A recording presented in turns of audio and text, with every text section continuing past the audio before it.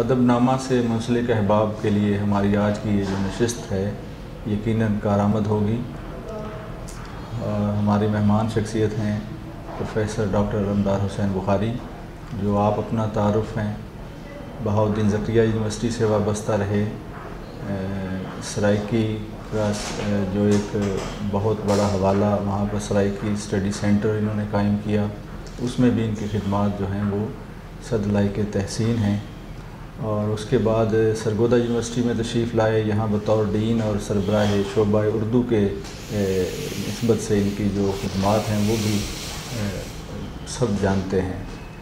اس کے بعد university of Lahore میں آنے کے بعد شعبہ اردو کی ادارت انہوں نے سنبھالی، اور یہاں بھی ایم فل کی سطح پر جو پروگرام ہے اس کو کامیاب بنانے میں ان کی خدمات جو ہیں وہ بہت ہی نمایاں ہیں۔ ہمارے آج کے اس پینل میں ہماری ایک اور خوش قسمتی یہ ہے کہ ارشد ملک ہمارے ساتھ تشریف فرما ہیں، جو ڈاکٹر صاحب سے اس گفتگو میں شریک ہوں گے، اور ارشد ملک جو ہے وہ بھی ایک جانا مانا نام ہے اردو اور پنجابی شاعری کے حوالے سے اور تنقید اور تحقیق کے حوالے سے، یہ بڑا ایک نمایاں ترین نام ہے۔ تو ڈاکٹر صاحب سے گفتگو کا آغاز شروع کرتے ہیں۔ ابتدائی جو لکھنے کا سلسلہ تھا وہ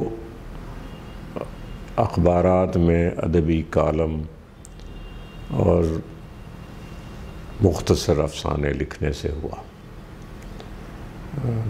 یہ سن 1977-78 کی بات ہے۔ میرے افسانے کچھ ادبی جرائد میں شائع بھی ہوئے، ساتھ ہی ساتھ ادبی تنقید پر توجہ ہوئی، اور جب میں یونیورسٹی میں آیا تو پھر ادب کے بارے میں، کیونکہ اعلیٰ سطح پر ایک مکالمے کا آغاز ہوتا ہے یونیورسٹیوں میں، تو تنقید و تحقیق کی طرف زیادہ توجہ ہوئی۔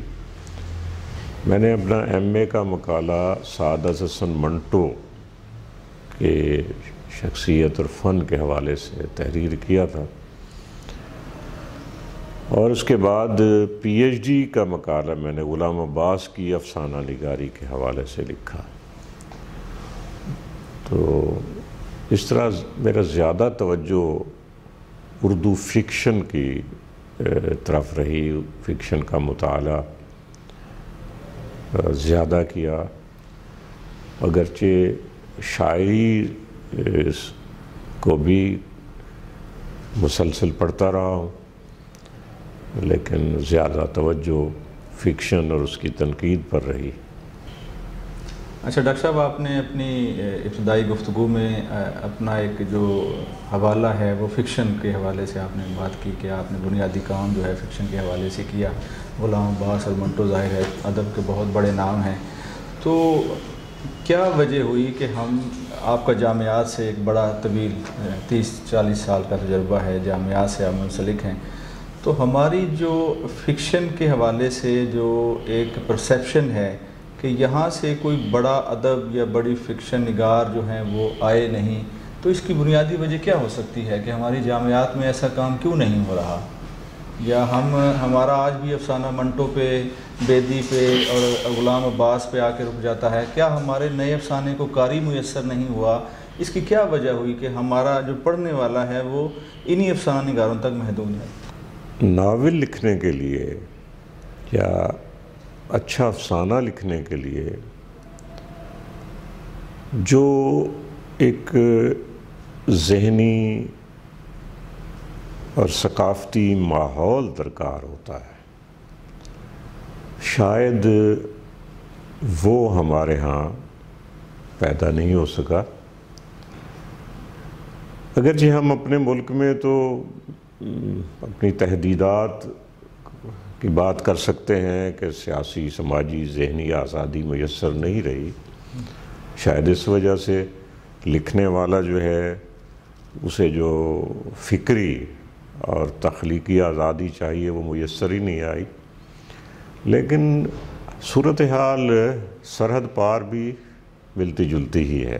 جی، وہاں بھی جو چند بڑے نام ہیں ان کے بعد قرۃ العین حیدر بڑا نام ہے بلا شبہ، ان کے بعد کوئی اس پائے کا یا اس کے ہم پلہ نہ صحیح اس کی انہی کی روایت کو آگے بڑھانے والا ہی کوئی نام ہوتا وہ بھی میسر نہیں ہے۔ آپ نے یہ کہا کہ جامعات کا حوالہ، تو انوری نے کہا تھا کہ شیر مرا مدرسہ کہ برد، ہماری جو جامعات ہیں ان میں جو ادب کی تدریس اور تفہیم کا عمل ہے وہی شاید اچھا ادب سمجھنے میں ہی جب بڑی رکاوٹ بن رہا ہو تو اچھا ادب تخلیق کرنے کا مرحلہ تو بعد میں آتا ہے۔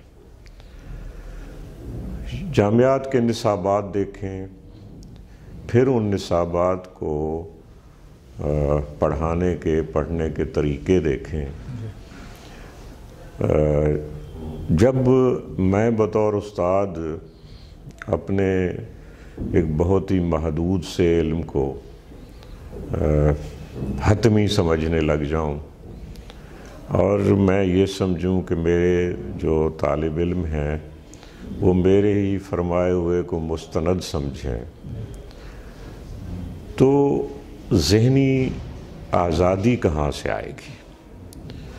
وہ آزادی کہ جو ادب کی تفہیم میں مدد کرتی ہے، وہ ایک ذہنی آزادی جو ایک تخلیق کار کے اندر تخلیقی ایک امنگ اور ہمک پیدا کرتی ہے، وہ کہاں سے آئے گی؟ ایک کامیاب استاد کے طور پر زندگی گزاری ہے۔ میرا سوال ان سے یہ ہے کہ اس سارے طویل سفر میں کیا زندگی ایک سنجیدہ عنصر کے طور پہ سامنے آتی ہے یا اس میں غیر سنجیدگی کی گنجائش پائی جاتی؟ ملک صاحب، بہت آپ نے دلچسپ بات کہی اور ایک ذہن کو چیلنج کرنے والی بات بھی ہے۔ زندگی میں سنجیدگی، غیر سنجیدگی، عقل مندی، حماقت، بے وقوفی، ابسرڈٹی، معنویت، سب کچھ یہ مل ملا کے زندگی ہوتی ہے۔ اور ہم نے کبھی وہ جو فیض صاحب نے کہا تھا، نہ اس عشق نہ اس عشق پہ نادم ہے مگر دل، تو زندگی میں یہ سب کچھ ہوا، سب کچھ کیا، کچھ حماقتیں جان بوجھ کے کیں، کچھ اکثر تو سرزد ہوتی رہیں، اور کئی مقامات آہ و فغاں بھی آئے جس میں زندگی کو بہت سنجیدگی سے لینا پڑا۔ لیکن بہرحال زندگی میں سے یہ سب کچھ نہ ہو تو پھر زندگی میں کوئی تنوع باقی نہ رہے اور انسان کے لیے زندگی جینا محال ہو جائے۔ ہاں، البتہ ان سب باتوں کو بطور ایک تخلیق کار کے یا ادب کے ایک طالب علم کے ہمیں سنجیدگی سے لینا چاہیے۔ حماقتوں کی بھی سمجھ تبھی آئے گی جب ان کو آپ سنجیدگی سے سمجھنے کی کوشش کریں گے، اور ابسرڈٹی یا بے معنویت بھی سوچنے، سمجھنے اور غور کرنے کے بعد ہی سمجھ میں آتی ہے۔ یہ کہ میں بے معنی بات کر رہا ہوں یہ بھی، یا کوئی اور بے معنی بات کر رہا ہے یہ بھی تبھی سمجھ میں آئے گا جب آپ اس چیز کو سنجیدگی سے لیں گے۔ تو درست فرمایا آپ نے۔ منٹو اور بیدی کا اور طویل افسانے کا طویل مدتی مطالعہ کیا، آپ نے خود بھی افسانے لکھے، ماشاءاللہ بہت خوبصورت تخلیق ہے، لیکن کیا یہ تخلیق کاری ایک آسودگی کے دنوں میں ممکن ہے یا انتشار سے فکری انتشار کے دنوں میں بھی اس کی تخلیق ہو سکتی ہے۔ ملک صاحب، وہ آپ کو ورڈزورتھ کی وہ شاید بات یاد ہو کہ شاعری نام ہے حالت سکون میں جذبات میں کے چھلک جانے کا۔ تو انتشار زندگی کا حصہ ہے، اور انتشار نہ ہو تو آسودگی یا نظم و ضبط وہ بھی بے معنی ہو جاتے ہیں۔ جو تخلیق کار ہے وہ ایک حالت اضطراب میں نہ ہو، اس کے اندر ایک کچھ تخلیق کرنے کے لیے زندگی کی بہت سی الجھنیں نہ ہوں، مسائل نہ ہوں جو اس کے اندر ہی کہیں کلبلا رہے ہیں، تو اس وقت تک وہ تخلیق کر نہیں سکتا۔ انسانی زندگی ایک ناول ہے، اور ناول جو ہے وہ انسانی زندگی ہے۔ اس پر یہ جو ناول ہے، جیسے میں نے عرض کیا کہ انسانی زندگی کا ایک رزمیہ ہے کہ جس میں محض انسانی زندگی کی عکس گری ہی نہیں ہوتی، بلکہ انسان کے عزم و ہمت و حوصلہ اور ایک مخصوص عہد کے اندر حیات کی جو کشاکش اور کشمکش ہے، اس کو ایک خاص انداز میں، ایک بصیرت افروز انداز میں منعکس کرنا، یہ ایک ناول نگار کا اہم منصب ہوتا ہے۔ اب ناول نگار کے لیے پوری زندگی کو سمجھنا اور پوری زندگی کے عمل کے اندر اس کی شرکت ذہنی یا تخلیقی سطح پر وہ نہیں ہوگی تو اعلیٰ فکشن تخلیق ہونا ممکن نہیں۔ اب یہی دیکھیے کہ ناول ایک پوری نہ صرف یہ کہ زندگی کے ایک وسیع تر تناظر کا تقاضا کرتا ہے، بلکہ اس کے اندر جو مختلف سماجی سیاسی صورتحال احوال سامنے آتی ہیں، ان کی تفہیم اس کے لیے ضروری ہے۔ پھر مختلف کیریکٹرز جو تخلیق ہوتے ہیں یا اس ناول کا حصہ بنتے ہیں، ایک تخلیق کار کو ان سب کرداروں کی زندگی جینا پڑتی ہے، صحیح فرمایا، ویسا ہی اسے بننا پڑتا ہے جیسا کہ وہ ہیں یا جیسا کہ وہ محسوس کر سکتے ہیں۔ اب ناول نگار کا لیا بہت بڑا مسئلہ ہوتا ہے کہ ہر فرد کا، ایک ہی معاشرے میں رہنے والے ہر فرد کا بھی زندگی کے بارے میں مختلف تجربہ ہوتا ہے، مشاہدہ ہوتا ہے، اور زندگی کرنے کا اپنا ایک خاص ڈھنگ ہوتا ہے جو زبان کے توسط سے، بیانیہ کے توسط سے ہمارے سامنے آتا ہے۔ اب جیسے میں نے عرض کیا کہ ہر کردار کی زندگی جینا پڑتی ہے، جو کوئی آسان کام نہیں ہے، کیونکہ ایک مرد ناول نگار ہے اور کوئی عورت کا کردار وہ تخلیق کر رہا ہے، تو عورت کے محسوسات، اس کے کلام اور طرز کلام اور اس کے طرز زندگی کو صحیح طور پر پیش کرنے کے لیے اسے عورت جیسا بن جانا پڑتا ہے، ورنہ وہ ایک زندہ کردار تخلیق نہیں کر سکتا۔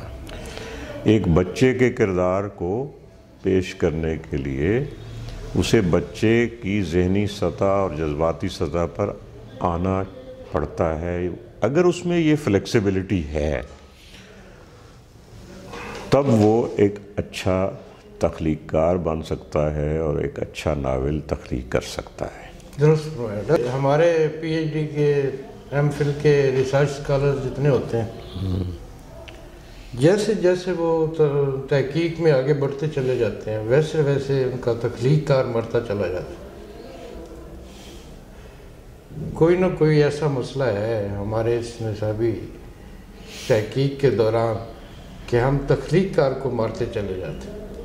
آپ اس بارے میں کیا کہتے ہیں؟ دیکھیے، جو تھیوریٹیکلی تو جتنا مطالعہ بڑھتا چلا جائے اتنی زندگی کی بصیرت بھی بڑھتی چلی جانی چاہیے. جتنا ادب زیادہ ایک محقق کے طور پر ہی صحیح ادب زیادہ پڑھا جائے گا اتنا ہی ادب کے بارے میں، ادبی اظہار کے بارے میں بصیرت میں اضافہ ہوگا. لیکن آپ نے جو یہ فرمایا کہ جو ہمارے محقق ہیں ایم فل کے یا پی ایچ ڈی کے، بالآخر ان کے اندر کے تخلیقی سوتے خشک ہوتے چلے جاتے ہیں، تو میں اس سے اتفاق نہیں کرتا. ایسا ہونا قرین قیاس نہیں ہے. وہ جو ارسطو نے کہا تھا قرین قیاس امکان نہیں ہے. قرین قیاس یہی ہے کہ اس کے اندر کا تخلیقی ایک جوہر جو ہے وہ سیکل ہونا چاہیے اور نکھرنا چاہیے. میرا خیال ہے کہ اس میں تخلیقی جوہر کی کمی ویسے پہلے ہی سے ہوتی ہے. ڈاکٹر صاحب، آپ نے اپنی ماشاءاللہ سے بڑی پرمغز گفتگو آپ کی رہی. آپ نے جامعات میں جو ادب کا جو ماحول ہے اس کی بڑی زبردست عکاسی کی ہے. تو یہاں ایک سوال یہ میرے ذہن میں آیا ہے کہ ہر جو سبجیکٹ ہے اب وہ یعنی پروڈکٹ ایک بن گیا ہے اور اس کو معاشیات سے جوڑ دیا جاتا ہے. تو کیا ادب بھی محض ایک ایسی شے بن کر رہ گیا ہے کہ جس کی کوئی مارکیٹ ویلیو ہے یا جس سے کوئی منفیت یا کوئی کاروبار کو منسلک کیا جا سکتا ہے؟ تو اس حوالے سے آپ بتائیں کہ اردو میں جو پڑھنے والا اسٹوڈنٹ ہے وہ کہاں جائے؟ یعنی اپنا جو وہ معیشت اپنی بہتر کرنے کی طرف جائے یا خالص ادب پڑھنے کی طرف جائے؟ اس کا کتھارسس کیسے ہوگا؟ ڈاکٹر عابد، پیٹ کی روزی کمانا اور تخلیق کرنا، ان کا رشتہ بڑا کمپلیکیٹڈ ہے. لیکن ادب کا ہمیشہ سے معاملہ یہ رہا ہے کہ وہ معیشت کے لیے نہیں ہے. وہ انسان کی کوئی اندر کی ایک طلب ہے یا ایک اندر کا ایک تخلیقی جوہر ہے جس کا اظہار ادب کے ذریعے ہوتا ہے. اور یہ انسانی تاریخ ہمیں بتاتی ہے کہ یہ قدرت کے چنیدہ لوگوں میں ہی یہ تخلیقی ایک جوہر موجود ہوتا ہے. اگرچہ اس سے لطف اندوز ہونے کی جو حص ہے وہ البتہ ہم کہہ سکتے ہیں کہ کم و بیش سبھی انسانوں میں کسی نہ کسی سطح پر ہوتی ہے. اب رہا یہ مسئلہ کہ جی ہمارے جو اردو ادب کے طالب علم ہیں وہ کہاں جائیں، وہ پھر کچھ اور پیشہ بنا لیں. البتہ اردو زبان کے حوالے سے ہم بات کر سکتے ہیں کہ اردو زبان اور ادب کے طالب علم جو ایک رزق کا وسیلہ بھی چاہتے ہیں وہ ایک بالکل الگ بحث ہے. اور ہم دیکھتے ہیں کہ اردو وہ خوش قسمت زبان ہے کہ جسے ایک جگہ سے دیس نکالا ملا جی جہاں کہ یہ اس کی جنم بھومی تھی، اور وہاں اس نے آ کے اس علاقے کو شاید کالونائز کیا جو کہ اس زبان کے علاقے تھے ہی نہیں. یعنی پاکستان کا کوئی علاقہ کبھی بھی اردو زبان کا علاقہ نہیں رہا، چاہے قیام پاکستان کے بعد اور شاید اس سے کچھ عرصہ پہلے بھی، جب اردو کو کالونیل پاور کی سرپرستی حاصل ہوئی تو ہر جگہ سے یہ داعی پیدا ہونے لگے کہ پنجاب میں اردو، کسی نے کہا دکن میں اردو، کسی نے کہا سندھ میں اردو، اور تحقیق کر کے یہ ثابت کرنے کی کوشش کی کہ اردو کی جنم بھومی ان کا علاقہ ہے. لیکن جو واقعی حقیقت ہے وہ وادی گنگ و جمن کا ایک علاقہ، ایک خطہ ہے جس میں کہ اردو اب بھی بولی جاتی ہے، ان لوگوں کی مادری زبان ہے، اور پاکستان میں بھی اسی خطے سے آئے ہوئے لوگ ہی اب اہل زبان کہلاتے ہیں، جن کا کہ زیادہ حصہ ظاہر ہے اب کراچی منتقل ہو چکا، اور انہوں نے اپنے وجود کا پھر اثبات بھی کیا MQM کی شکل میں، مہاجر قومی موومنٹ کی شکل میں، اور اردو زبان بولنے والوں کے حقوق کی بات شروع ہوئی. اچھا، اس میں بھی ایک بڑی دلچسپ چیز ہوئی کہ یہ 70-80 کی دہائی تک اردو اہل زبان خاص طور پر یہ پاکستان کے اندر جو لوگ قومیتوں کا ذکر کرتے تھے کہ پاکستان میں 5 قومیتیں یا 6 قومیتیں آباد ہیں کیونکہ ان کا کلچر اور زبان الگ الگ ہے، تو یہ لوگ انہیں ملک دشمن کہتے تھے اور ان کے خلاف رجز پڑھا کرتے تھے. لیکن کمال دیکھیے وقت کا، ستم ظریفی دیکھیے کہ سن 80 کی دہائی میں 1984-85 یہ وہ دورانیہ ہے کہ جب خود انہی لوگوں نے، اردو زبان بولنے والوں نے کہا کہ ہم بھی ایک قومیت ہیں، اور مہاجر قومی موومنٹ کے نام سے انہوں نے تحریک شروع کی. تو یہ ایک، لیکن ہم اردو کی بات کر رہے تھے. اردو میں نے عرض کیا کہ خوش قسمت زبان ہے اس حوالے سے کہ اسے پاکستان میں ایک محبت ملی اور سر آنکھوں پہ اسے بٹھایا گیا، اور میں تو یوں کہوں گا کہ جیسے نو مسلم کو اسلام سے جیسے محبت ہوتی ہے ویسے ہی ہم پاکستانیوں کو اردو سے محبت ہوئی. لیکن یہاں پہ اس کی اسی خوش قسمتی کے ساتھ ساتھ اسی زبان کی بد قسمتی دیکھیے کہ اس کو قومی زبان بنانے کے اعلان ناموں کے باوجود، اور حتیٰ کہ قیام پاکستان کے ابتدائی برسوں میں جب اردو کو واحد قومی زبان بنانے کی بات کی گئی تو یہ ایک بات ایک تفرقے کا باعث بنی. بنگال میں بنگالیوں نے اس کے خلاف احتجاج کیا، اور بالآخر جو کچھ ہوا وہ تاریخ کا ایک المیہ ہے. پاکستان کے آئین میں یہ تحفظ دیا گیا تھا کہ اردو کو سرکاری سطح پر بھی اور اعلیٰ تعلیم کی سطح پر بھی رائج کیا جائے گا، لیکن ایسا ہوا نہیں. جس طرح کہ آئین کے دیگر بہت سے تقاضے پورے نہیں ہوئے، ایک مذاق بنا رہا. کسی نے کہا کہ یہ چند صفوں کی ایک کتابچہ سا ہے، آئین اس کو پھاڑ کے پھینکا جا سکتا ہے، اور پھینکا بھی گیا۔ تو اسی طرح اردو آج تک سرکاری سطح پر دفاتر میں، عدالتوں میں، ہر ایک مزے کی بات اب یہ ہے کہ عدلیہ کا فیصلہ بھی موجود ہے، لیکن عدالتوں میں بھی اس کو رائج نہیں کیا جا سکا۔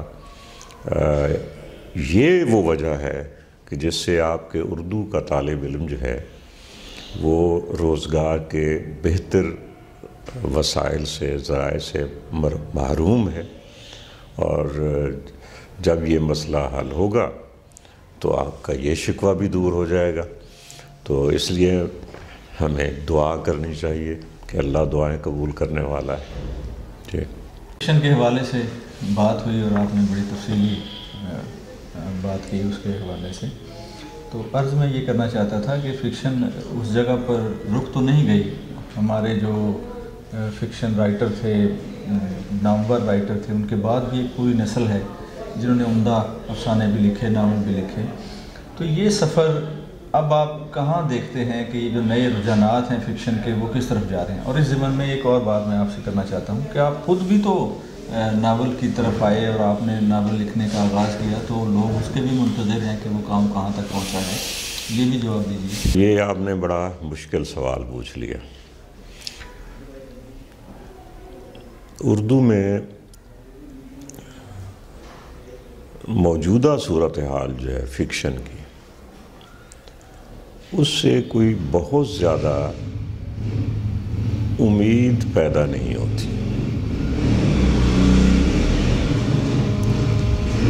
اگرچہ افسانہ لکھا جا رہا ہے اور کئی نوجوان بہت اچھا افسانہ لکھ رہے ہیں،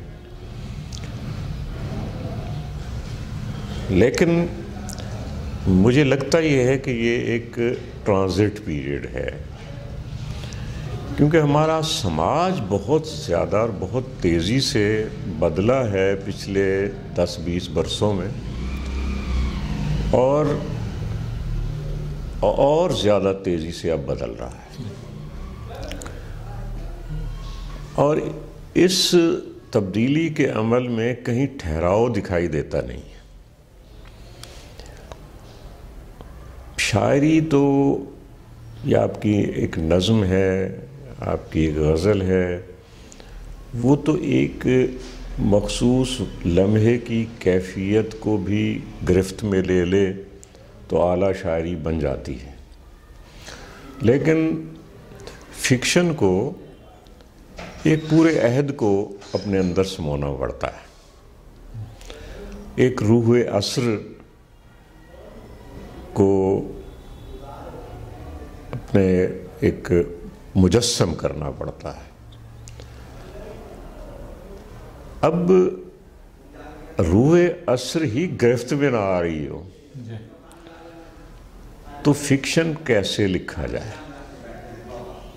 بڑا ناول کیسے تخلیق ہو؟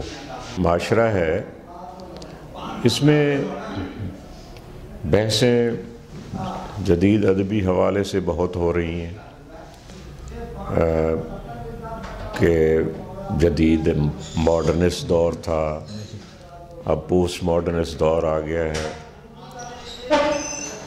تو یہ ساری چیزیں جو ہے ایک وقت کے ساتھ ادبی روایت میں جذب ہوتی ہیں۔ یہ مباحث اگرچہ یورپ میں اب پرانے ہو چکے، لیکن ہمارے ہاں ایک نیم جاگیرداری، نیم صنعتی، نیم تجارتی معاشرہ جو ایک جھولے کسی کیفیت میں ہے کہ جو کبھی اس طرف جھکاؤ ہے، کبھی دوسری طرف جھکاؤ ہے، تو یہ ساری چیزیں چل رہی ہیں، اور اس ایک لمحہ شاید آئے، ایک مرحلہ شاید آئے کہ جب اس ساری صورتحال کو دیکھتے ہوئے، سمجھتے ہوئے اور اس کو بھگتتے ہوئے کوئی تخلیق کار اس عہد کا رزمیہ، نثری رزمیہ یا ناول بھی لکھنے کے قابل ہو۔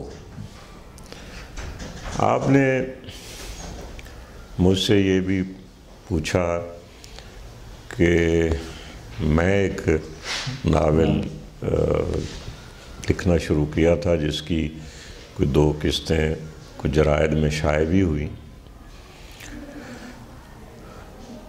تو وہاں بھی معاملہ یہی ہے، میں لکھنے لگتا ہوں جی، تو میرے ساتھ کئی مسائل کھڑے ہو جاتے ہیں کہ ایک خاص کیفیت ہے، ایک خاص صورتحال ہے، وہ کہیں ایک منطقی ایک راستے پہ چلتی دکھائی نہیں دیتی، یا میری گرفت میں نہیں آتی، تو پھر سوچتا ہوں کہ چلیں کچھ ٹھہر جاتے ہیں کچھ، کیونکہ فکشن لکھتے ہوئے آپ کو بے پناہ محنت بھی کرنی پڑتی ہے کہ آج فکشن لکھنا، زندگی کی حقیقتوں کو اپنی گرفت میں لینا اتنا آسان نہیں ہے۔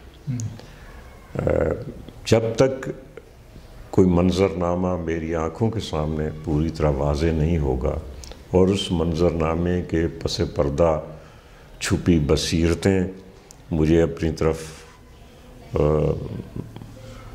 متوجہ دکھائی نہیں دیں گی، یا میری توجہ ان کی طرف پوری طرح میری توجہ کی گرفت میں نہیں آئیں گی، تو اس کو لکھنا جو ہے، یا اس کو ایک جامع پورا اس کو، یا اس قصے یا کہانی کو آگے بڑھانا کوئی آسان نہیں ہے۔ اچھا، اس میں ایک اور بڑا دلچسپ میرے ساتھ ہوا، فیضان ہاشمی صاحب یہاں موجود ہیں، تو ان کا میں شکر گزار بھی ہوں کہ وہ اس مکالمے کا انتظام انہوں نے کیا ہے۔ تو اس میں میرے جس طرح فیضان ہاشمی میری گفتگو میں گھس آئے، اسی طرح وہ ناول جو میں لکھ رہا ہوں تو اس میں بھی میرے بہت سے دوست احباب یوں لگتا ہے کہ دخل اندازی کرتے ہیں۔ اچانک پتہ یہ چلتا ہے کہ ایک دوست جو ہے وہ بضد ہے کہ میں اس ناول کا ایک قصے کا کردار بنوں گا، اور بن بھی گئے۔ اچھا، اس کی وہ جو قسطیں شائع ہوئیں تو مجھ سے پھر سوال شروع ہو گئے کہ یہ فلاں صاحب تو نہیں ہے، یا فلاں خاتون تو نہیں۔ اب اس کا جواب ہاں میں تو میں نے کبھی نہیں دیا۔ میں نے اتنا ان سے سوال کیا کہ جناب یہ جو کردار آپ نے دیکھا، آپ یہ بتائیں کہ آپ خود بتائیں کہ ان میں اور جس شخص کا آپ ذکر کر رہے ہیں ان میں کیا کیا مماثلت ہے۔ تو مزے کی بات یہ ہے کہ اس کا جواب بھی لوگ دینے سے کوئی زیادہ کریٹیکلی انہوں نے شاید نہیں دیکھا تھا، بس چند کوئی ایسی شباہت سی دکھائی دی۔ اچھا سر، آپ کا اپنا بنیادی تعلق بھی جنوبی پنجاب سے ہے، پھر آپ نے بہاؤالدین زکریا یونیورسٹی میں سرائکی کے حوالے سے جو اسٹڈی سینٹر قائم کیا، اس کی بھی بڑی دھوم ہے، تو آپ اس حوالے سے ہمیں ایک عام پاکستانی کو یہ آگاہ کریں کہ کیا یہ جو تحریک ہے یہ اس کی سیاسی بنیاد ہے، یا واقعی کوئی اس کو لسانی سطح پر تقسیم کیا جا سکتا ہے کسی ملک کو یا کسی خطے کو؟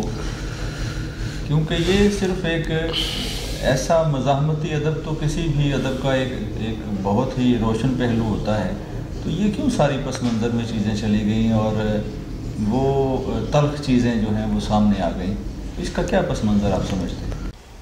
دیکھیے، آپ نے اپنی سوال کے اندر ایک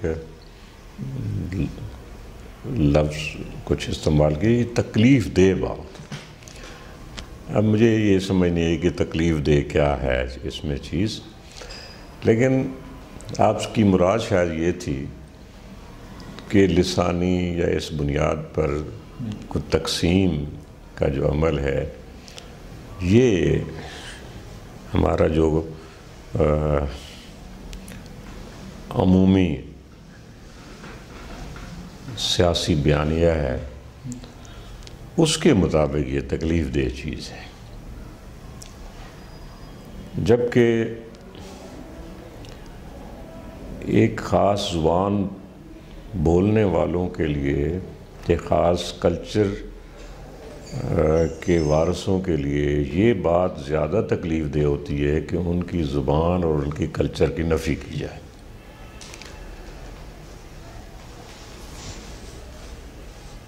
جنوبی پنجاب یا سرائکی خطہ جو ہے، اس کے بارے میں ہمیں کچھ تاریخی حقائق سامنے رکھنے چاہیے۔ یہ خطہ تاریخ کے معلوم دورانیے میں یا شاید پری ہسٹورک پیریڈ میں بھی یہ مسلسل ایک الگ یونٹ رہا ہے، ایک الگ سیاسی اور ثقافتی یونٹ رہا ہے۔ آپ مسلمانوں کی آمد کے وقت دیکھیں، اس وقت جو محمد ابن قاسم ملتان آئے تو ملتان ایک الگ یونٹ تھا، ایک الگ ریاست تھی۔ پھر سلطانیت پیریڈ میں محمد بن قاسم کے بعد آپ دیکھیں کوئی 150 سال کا عرصہ ہے کہ جب ملتان کسی نہ کسی طور ایک الگ ریاست کا، جس کے میں کہ عرب حکومت تھی، اس کا دارالحکومت رہا۔ پھر سلطانیت پیریڈ میں آئے تو محمود غزنوی نے جب یہاں کے ملتان پر حملہ کیا اور قبضہ کیا، یہ 1005 یا 7 کی بات ہے، اس وقت بھی ملتان ایک الگ ریاست تھا جس پر کہ اسماعیلیوں کا قبضہ تھا۔ محمود غزنوی نے قبضے کے بعد اس کی صوبائی ایک وحدت جو ہے اس کو باقی رکھا۔ پھر آپ آتے ہیں محمد غوری کے عہد تک، اور پھر آپ مغلوں تک چلے آئیں سلطانیت پیریڈ سے ہوتے ہوئے۔ تو اس میں آپ دیکھیں کہ سلطانیت پیریڈ میں ناصر الدین قباچہ یہاں کا سلطان تھا ملتان کا، اور ملتان ایک الگ ریاست تھا۔ بعد میں یہ دہلی کی سلطنت کا ایک صوبہ رہا، ایک لمبے عرصے تک بہت اہم صوبائی دارالحکومت تھا کہ جو باہر سے آنے والے لوگ تھے وہ پہلے ملتان آتے، پھر دہلی کی طرف جاتے تھے۔ اس کی ایک بڑی طویل ہسٹری ہے، اور اس میں آپ یہ دیکھیے کہ یہ جو ہم کہتے ہیں کہ ملتان میں صوفیاء کا جو شہر ہے یا یہ مدینۃ الاولیاء، تو اس کی وجہ بھی یہی تھی کہ یہ ایک اہم ثقافتی مرکز تھا، اور باہر سے آنے والے جتنے بھی علماء تھے، صوفی تھے، بزرگ تھے، وہ پہلے ملتان آتے تھے، اور بہت سے یہی ملتان ہی کے ہو کے رہ گئے۔ پھر آپ دیکھیے کہ ایک دور ہے یہ 16ویں صدی میں کہ جب یہاں قریشیوں کی حکومت تھی، پھر لنگاہوں نے قبضہ کر لیا، لنگاہ سلطنت رہی کوئی 91 سال، یہ بھی ملتان ایک۔ مغل آئے ہیں تو مغلوں کے دور میں بھی یہ الگ صوبہ تھا، اور مغلوں کے عہد زوال میں ایک یہاں بحث چلتی ہے بہاولپور کے صوبے کی۔ یہ 1725 کے قریب سندھ کے حکمران تھے کلوڑے، اور عباسی جو بہاولپور کے عباسی ہیں یہ ان کے کزن تھے، ان کا کوئی باہم جھگڑا ہوا تو کلہوڑوں نے انہیں مار بھگایا وہاں سے. انہوں نے آ کر یہاں پناہ لی ملتان کے گورنر کے پاس.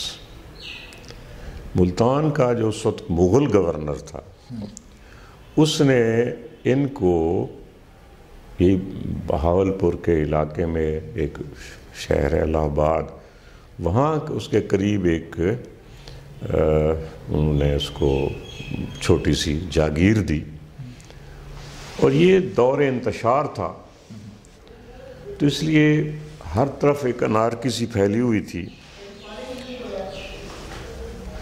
ادھر اس دور میں یعنی یہ 18ویں صدی میں ایک بار پھر کابل کی طرف سے یہاں دخل اندازی شروع ہو گئی تھی، اور کابل کا جو بادشاہ تھے انہوں نے اس علاقے کو اپنے قبضے میں لے لیا تھا، یہاں وہ حملے کرتے رہتے تھے. تو اس انتشار کے دوران میں یہ جو عباسی ہیں انہوں نے آہستہ آہستہ اپنی جاگیر کو پھیلانا شروع کیا اور ایک خاص علاقے پر قابض ہو گئے. تو کابل کے بادشاہ نے اس وقت ان کو اس علاقے کے حکمران تسلیم کیا. یہ 18ویں صدی کی بات ہے، 18ویں صدی کے نصف دوم کی بات ہے. تو یہ اس وقت ایک ریاست ہوئی، اور ملتان پھر بھی الگ صوبہ رہا. سکھوں کے دور میں بھی یہ جو تھا الگ صوبہ قائم رہا.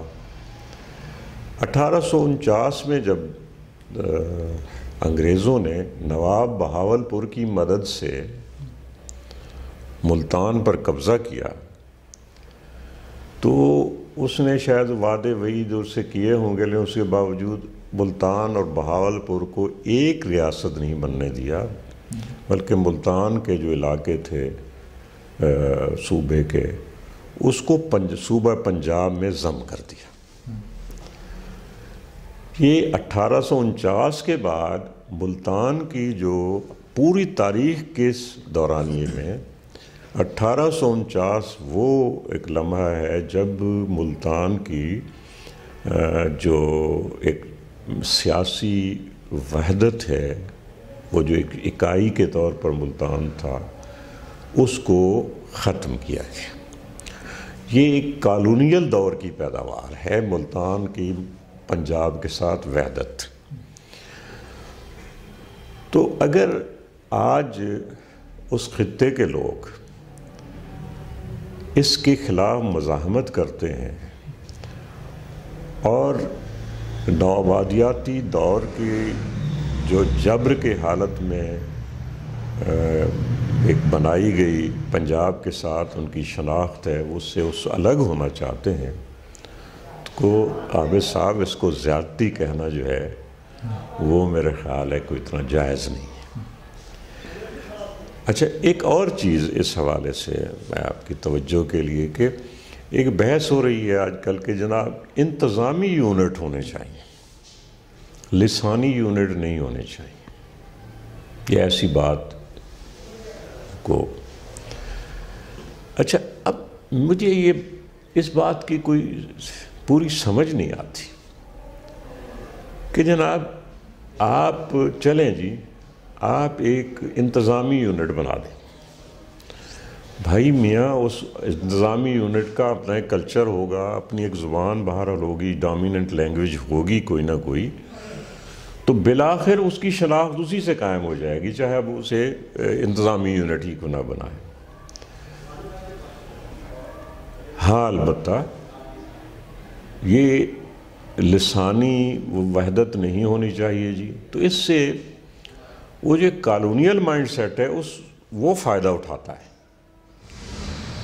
کہ جی ملتان کے خطے میں جو علاقے ہیں جو لسانیاتی اعتبار سے، ثقافتی اعتبار سے ملتان کا حصہ ہونے چاہیے، انہیں آپ کاٹ کے کہیں اور جوڑ سکتے ہیں انتظامی یونٹ بنانے کی شکل میں.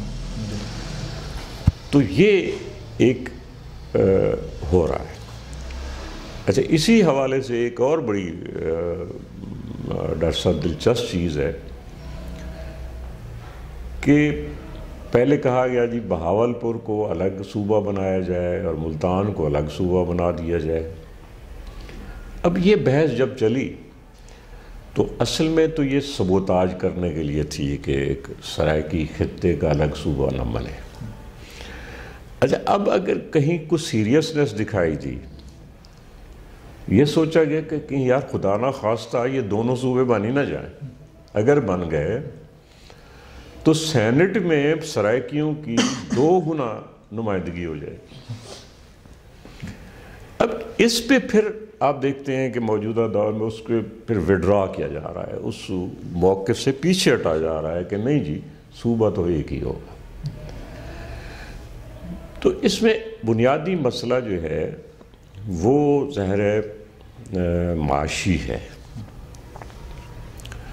کہ ایک ایسا خطہ جو زرخیز زمینوں پر مشتمل ہے. ہمارا ملک بنیادی طور پر ایک اب تک زرعی ملک ہے، اور سرائیکی خطے کی جو کپاس ہے، گندم ہے، آم ہے، اب تو گنا بھی، یعنی وہاں ایک بہت لمبی پٹی ہے جس میں بڑی زرخیز زمینیں ہیں اور ان سے بہت کچھ ایک پروڈیوس ملتی ہے. بہت سارا شاید ٹیکس اور مالیہ حکومت کو ملتا ہے. وہ جو ہمارے کچھ سرائیکی خطے کے لوگوں کا موقف یہ ہے کہ اس کو غصب کر لیا جاتا ہے. مجھے یاد پڑتا ہے کہ یہ 1988 کی جو اسمبلی بنی تھی، بے نظیر بھٹو صاحب کی جو حکومت آئی تھی، اس دور میں میرے ایک ہم جماعت ہیں، دوست بھی تھے. کبھی جب بندہ نمایاں ہو جاتے ہیں پھر دوست نہیں رہتے. وہ ایم پی اے بنے اور نوجوان آدمی تھے اس وقت، ہمارے ساتھ دوستی بھی تھی، مشورے بھی کرتے تھے. تو انہوں نے پنجاب اسمبلی کے ممبر تھے، اسمبلی میں انہوں نے ایک تقریر کی، پیپلز پارٹی کے ممبر تھے. تو انہوں نے تقریر کی تو انہوں نے وہ جو بنگالی جس طرح کہتے تھے کہ ہمیں پٹسن کی خوشبو آتی ہے ملتان مغربی پاکستان کے سڑکوں سے، تو انہوں نے یہی کہا کہ ہمارے کپاس کے تھان یہاں بچھے ہوئے دکھائی دیتے ہیں اور ہمیں وہاں وہ اس کی ایک چمک یہاں کی چمک دمک میں دکھائی دیتی ہے. اچھا، وہ اس کی تقریر اس وقت بڑی مشہور بھی ہوئی اور اس کا ان کو فائدہ یہ ہوا کہ اگلی جب اسمبلی بنی تو لاہور کے جو حکمران تھے انہوں نے فوراً ان صاحب کو اپنے سایہ عطفت میں لے لیا، اور وہ دن اور آج کا دن وہ بڑے پکے محب وطن پاکستانی ہیں جو کسی بھی لسانی یونٹ کے قائل نہیں ہیں. تو یہ ایک ہے سلسلہ چل رہا ہے. تو میرا نہیں خیال، اب سرائیکیوں کا موقف یہ ہے کہ ہمیں ہم پر کوئی یہ علیحدگی پسندی یا ملک کی مفادات کے خلاف کام کرنے کا الزام نہیں در سکتا، کیونکہ سرائیکی وہ شاید واحد زبان ہے جس کا جغرافیائی علاقہ صرف پاکستان کے اندر ہے. اس کی حدود کسی اور ملک میں نہیں ہے، اگرچہ لاکھوں کروڑوں کی تعداد میں وہ سرائیکی جو ہندو یا سکھ تھے وہ وہاں منتقل ہوئے. اب دہلی میں بھی دیگر علاقوں میں بھی وہ زبان بولنے والے موجود ہیں. اور لیکن میں ایک لسانی خطے کی بات کر رہا ہوں، وہ اسی پاکستان کی حدود کے اندر ہے. اس لیے ان پر اس طرح کا کوئی الزام نہیں تھا. ان کی ایک اسی خطے کے لوگوں کی معاشی جو استحصال ہے جو ان کو ایک دفعہ پھر باہم جڑنے پر آمادہ کر رہا ہے. اور اب کیونکہ اس ایشو کو پاکستان کی لگ بھگ سبھی مطالبے کی حمایت کی ہوئی ہے، اس لیے لگتا یہی ہے کہ کسی نہ کسی صورت میں، کسی نہ کسی شکل میں جو حکمرانوں کے فائدے میں ہوئی اس شکل میں شاید کوئی صوبہ یا ایک انتظامی یونٹ بن جائے. جی. اچھا سر، بالآخر آپ کی یہ کتاب جو ہے وہ منظر عام پہ آنے لگی ہے تنقید کے حوالے سے، کچھ اس کے حوالے سے بتائیے، اور کچھ دیگر اپنے جو اشاعتی منصوبے ہیں ان سے ہمیں تھوڑا سا آگاہ کریں. تو صاحب، ہمارا جو ہے زندگی کا معاملہ یہ رہا کہ وہ منیر نیازی کی طرح دیر کر دیتا ہوں میں. ہمیشہ بہت سے ضروری کاموں میں دیر ہی کرتے رہے. لکھا بہت ہے، بہت نہ صحیح، تھوڑا بہت کافی ہے، لیکن اور وہ شائع بھی ہوا ہے، لیکن کتابی شکل میں چیزیں جو ہیں وہ لانے کی کوشش میں اب کر رہا ہوں. ایک تو جدید ادب کا سیاق، ایک پس نوآبادیاتی مطالعہ کے نام سے ایک کتاب جو ہے وہ اب اشاعت کے لیے تیار ہے. اس کے علاوہ تنقید کے حوالے سے تنقیدی مضامین کا ایک اور مجموعہ بھی تیار ہے. غلام عباس پر بھی ایک کتاب تیار ہے، ان کی افسانہ نگاری کے حوالے سے اور ان کی شخصیت کے حوالے سے ایک کتاب تیار ہے. اس کے علاوہ میں نے جو آپ نے ذکر کیا تھا Saraiki area study centre Multan کی بہاؤالدین سکیہ یونیورسٹی میں، وہ 2009 میں وہ میں نے ہی اس کی پروپوزل بنائی تھی اور وہ بنایا گیا. اس کا میں ڈائریکٹر رہا. ان دنوں میں سرائکی زبان و ادب کے حوالے سے کافی کچھ پڑھنے کا، کلچر کے حوالے سے پڑھنے کا موقع ملا اور میں نے اس پہ کچھ لکھا بھی. تو سرائکی کے حوالے سے میری کوئی 3-4 کتابیں تیار ہیں. ایک کتاب کافی کے حوالے سے ہے. اب یہ جو کتابیں ہیں ان میں 3 کتابیں تو سرائکی زبان میں لکھی گئی ہیں اور باقی سرائکی شاعری کے حوالے سے اردو میں لکھے گئے مقالات ہیں، ان کا ایک مجموعہ ہے. تو یہ کچھ جمع جتھا ہے